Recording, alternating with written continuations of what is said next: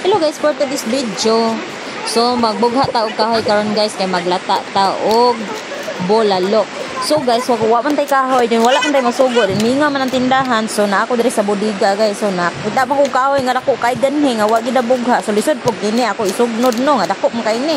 So kinahanglan gid nato imbuhaon guys. So for today's video guys, so na akong anak ay perting kulita. So samtang nagdula-dula pa siya, wala pa siya nagpabibi. So magbugha ta og kahoy kaya ra mapuslan po tano kay wa man tay partner karon guys, kaya atong partner nang haul po siya giyahan, nang inabuhi po siya giyahan guys. So samtang nagbantay ko sa tindahan, wa pay customer. So nagbugha ko og kahoy para sa paglata sa ato ang bulalo. So maglata ko bulalo guys.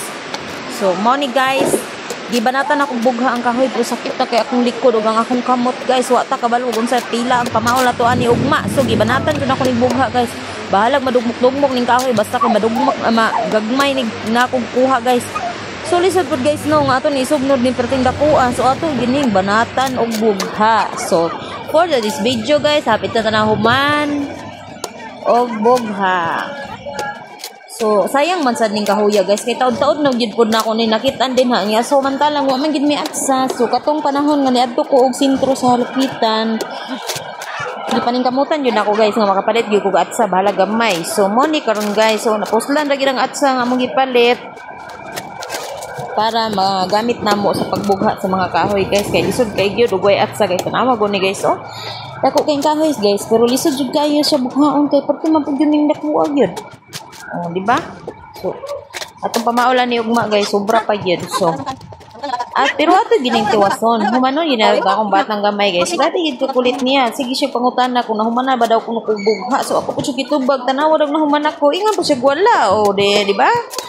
So karon guys, nara siya nagdudula. Ako siya nginan nga hawa di anak kay maigo pa nalagsikan kag kahoy kay grabe ra bagina ko ning tadtad aning kahoya kay aron lang gid nga kuan pati po ning hunitan ning kahoya guys mo nga dugay kay ko nahuman og tadtad.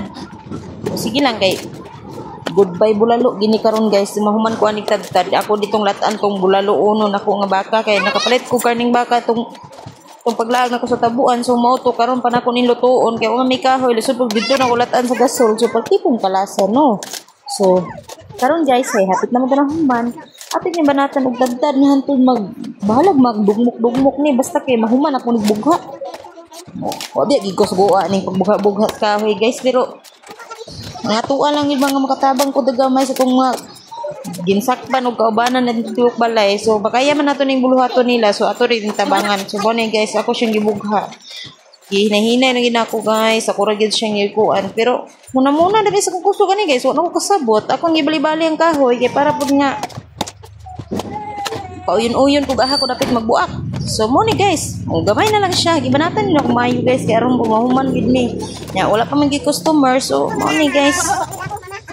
Batang gamay o sigsi na mo. Mun siya na daw ko nimo palit. So, mo ni guys, akong ano, mo ni guys, nahuman na day ko bugha. Mo ni akong kahoy nga nabugha guys. So maglata na kog bulalo guys. Igo na ni siya. Makalata na gid siya. Thank you po. Hello, so guys, nara di ang akong bulalo nga nalataan. So lami kay sabaw guys. Oh, naglatab-latab. So thank you for watching guys. Thank you for your support always. Every God bless us all mga guys. So nara guys ang atong gilatang nga bulalo pertiging humuka. So tungod atong kahoy nga gimugha no di pod alkanse. Tuwa pud ato kahurot guys. So lata ra pud ni atong bulalo kay di pud kay guwang atong baka. Thank you for watching guys. Mga unata.